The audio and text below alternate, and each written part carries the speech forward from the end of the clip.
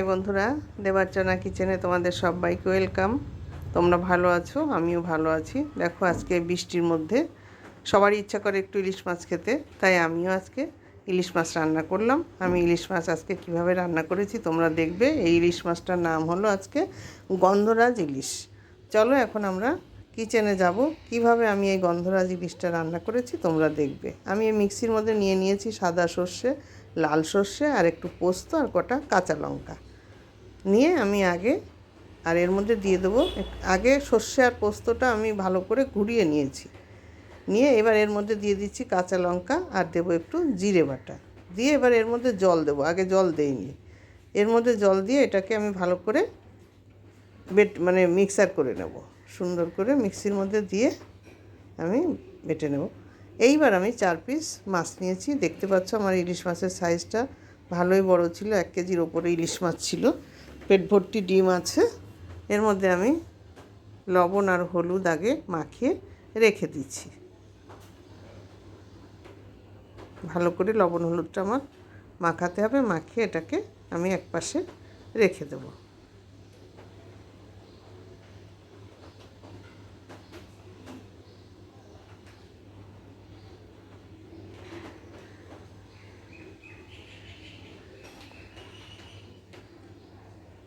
এখন আমি কড়াই বসিয়ে দিয়ে কড়াইতে তেল দিয়ে দিলাম।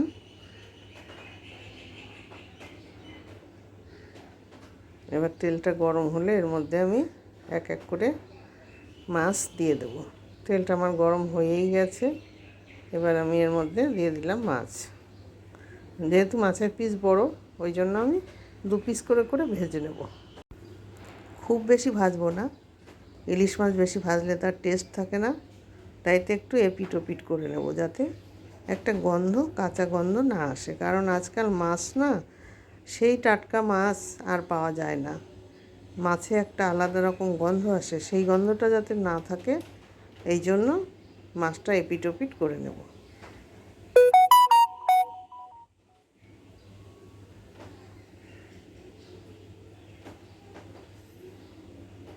বাংলাদেশে সেই পদ্মার ইলিশ, আর এদেশে আর কোথায়? এবছর তো সরকার মাছই দিল না।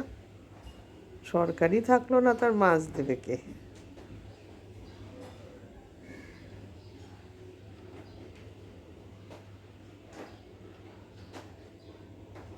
যথারীতি এই পিঠটা আমি উল্টিয়ে দিলাম।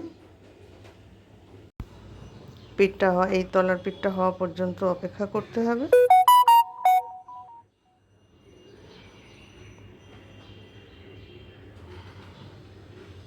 এত আর একটু বেশি টাইম দিয়ে যেটুকু ভাজি, তার থেকে একটু বেশি টাইম দিয়ে ভাজি কেন বলো তো? এখন মাছগুলো না কেমন একটা আলাদা একটা গন্ধ আসে, ওই জন্য স্টোরে থাকে তো। টাটকা মাছ আর পাওয়া গেল কোথায়, তাই না? এখনও তো ওঠেনি টাটকা মাছ। অন্যবার এতদিন উঠে যায়, এবার এখনও ওঠেনি ইলিশ মাছ। যাই হোক, যা পাওয়া গেছে তাই চলবে।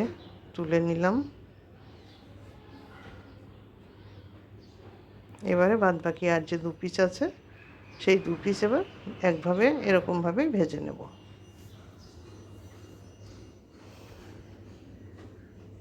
দিয়ে দিলাম। মাছের পিস দেখলে বুঝতে পারছো একেবারে ছোটো মাছ না, এই জন্য জায়গাটা বেশি লাগছে বলে আমি 2 পিস করে দিচ্ছি। তলার পিঠটা উল্টে দিয়েছি, তোমাদের দেখাইনি। এবার এই পিঠটা আবার উল্টে দিলাম। আগে মাছ ভাজতে গেলে কত তেল বেরোতো বন্ধুরা। ইলিশ মাছের তেল দিয়ে ইলিশ মাছ রান্না হয়ে যেত। সেসব দিন কোথায় চলে গেল। উঠিয়ে নিলাম।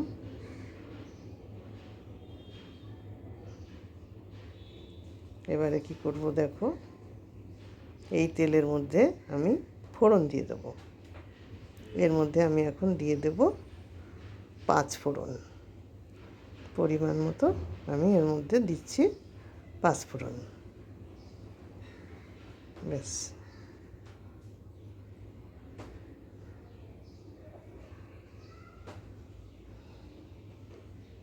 আর দিয়ে দেবো ওই যে মিক্সিতে বেটে রাখা যে মশলাগুলো, 2 রকমের সর্ষে, জিরে আর কাঁচা লঙ্কা আর একটু পোস্ত। এই দিয়ে আমি বেটে নিয়েছিলাম, সেটা এর মধ্যে দিয়ে একটু সামান্য ভেজে নেব। বেশি ভাজবো না, অল্প করে ভাজবো।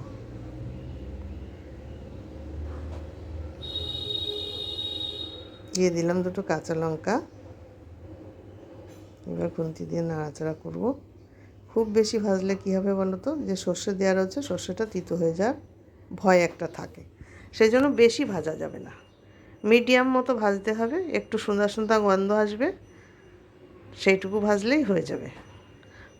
আবার কাঁচা সর্ষে দিয়েও করা যায়, সেটা আমরা ভাপা বলি। আর যেহেতু এটা আমি করছি গন্ধরাজ ইলিশ, যার জন্য এই সিস্টেমটা এইভাবে করতে হবে আমার। এরও কাঁচা গন্ধটা আসবে না, বেশ সুন্দর গন্ধ আসবে, এদিকে গন্ধরাজের গন্ধ আসবে।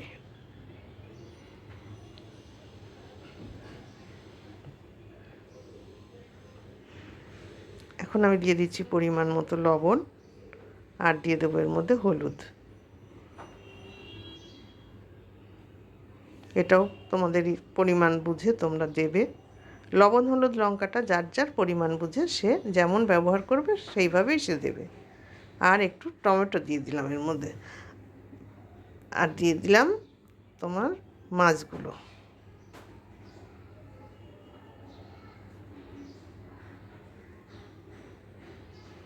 এবার মাছ ভেজে রাখা যে থালাটা একটু তেল ছিল, সেই থালাটা ধুয়ে দিলাম, মিক্সির বাটিটা ধুয়ে একটু দিয়ে দিলাম। এই জলেই আমার হয়ে যাবে, এর থেকে বেশি আমার জল এর মধ্যে প্রয়োজন হবে না। যেহেতু ইলিশ মাছ সিদ্ধ হতে জল লাগেই না বললে চলে, জাস্ট ঝোল যেটুকু হবে আমি ফোটানোর পরে সেই ঝোলটুকু রেখে দেব। একটা ফোটানোর জন্য টেস্ট হবে, সেই টেস্টটা তো করতে হবে। তোমরা যদি কেউ গন্ধরাজ ইলিশ রান্না করো, কে কেমনভাবে করো জানিও। আমি এর মধ্যে একটু সর্ষের তেল দিচ্ছি, সর্ষের তেলটা দিয়ে আমি ফোটাবো। অনেকে নামানোর সময় সর্ষের তেল দেয়, কিন্তু তাতে কাঁচা একটা গন্ধ বেরোয়, আমি দেবো না। এখন সর্ষের তেল দিলাম, আমি ফুটবে, তেলের টেস্ট পাবো কাঁচা তেলের, কিন্তু গন্ধ আসবে না। গন্ধটা আমাদের পছন্দ হয় না, তাই কাঁচা তেলটা দিলাম, দিয়ে এটাকেও ফোটাবো। ফুটতে দিয়েছি। এবার এর মধ্যে দিয়ে দেখতেই পাচ্ছ গন্ধরাজ লেবু আমি একটু ঘষে দিয়ে দিচ্ছি। তবে হ্যাঁ, তোমরা খেয়াল রাখবে লেবুটা ঘষে দেওয়ার সময় যেন লেবুর সাদা অংশ কোনোভাবেই না যায়, তাহলে কিন্তু তিতো লাগবে। জাস্ট খোসাটা দেবে শুধু ঘষে, সেটাও কিন্তু জিনিসের পরিমাণ বুঝে দিতে হবে। ব্যাস, আমার আর লাগবে না, দিয়ে দিয়েছি। এবার একটু নাড়িয়ে দেবো যাতে সব জায়গায় ঠিক মতো লেগে যায়। এটাও ফুটতে হবে, না ফুটলে ঝোলের মধ্যে সেন্টটা আসবে কী করে।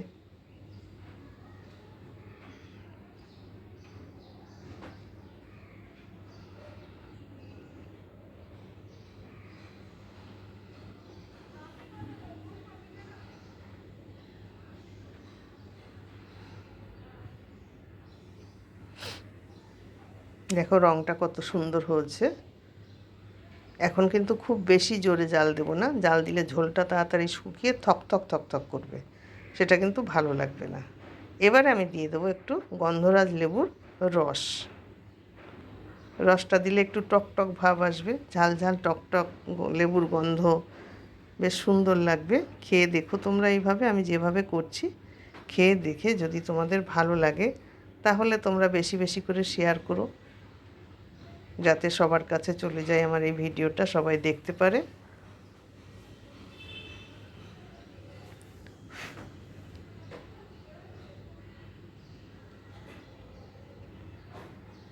আমি এখন গ্যাসের ফ্লেমটা রেখেছি হাই টু মিডিয়ামে রেখেছি। আগে লোতে দিয়েছিলাম, এবার মিডিয়ামে দিয়েছি, যেহেতু রান্নাটা হয়ে আসবে। হাইতে এই রান্নাটা দিয়ে করাই যাবে না, মিডিয়ামে দিয়ে করতে হবে, তাহলে ঝোলের টেস্টটা খুবই বেশি সুন্দর হয়। বেশ সুন্দর টিপটিপ করে ফুটছে, আমার ঝোলও প্রায় হয়ে এসছে। এখন আমি এর মধ্যে দিয়ে দেব কুচিয়ে রাখা ধনেপাতা, ধুয়ে সুন্দর করে আমি এর মধ্যে দিয়ে দিচ্ছি। তোমরা ধনেপাতা যদি কেউ পছন্দ না করো, নাও দিতে পারো, তাতে কোনো অসুবিধা নেই, কিন্তু আমি দিলাম। এরও একটা আলাদা সেন্ট, সব কিছু মিলে সুন্দর একটা সেন্ট দাঁড়ায় এতে। গন্ধরাজের গন্ধ, ধনেপাতার গন্ধ, মশলার গন্ধ, সব কিছু দিয়ে সুন্দর একটা সেন্ট হয়।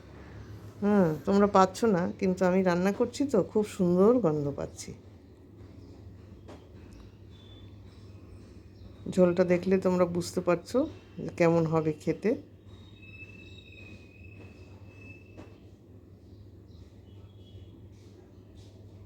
আমার বন্ধুরা এই 2-4 পিস মাছ রান্না করে না ঠিক মন পোষায় না, কারণ সব দিন আমার বেশি বেশি করে রান্না করা অভ্যাস। হ্যাঁ, এই জন্য আমি কম রান্না করতে একদম পছন্দই করি না, তবু করতে হয়, খাওয়ার লোক নেই তাই।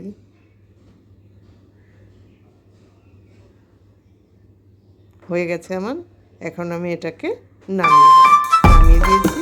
2 টুকরো গন্ধরাজ লেবু দিয়ে দিয়েছি। দেখো কত সুন্দর লাগছে দেখতে। হ্যাঁ বন্ধুরা, ভালো লাগলে তোমরা লাইক কমেন্টস করো আর সাবস্ক্রাইব করো। আজকের মতো এখানেই থাকলো, টাটা।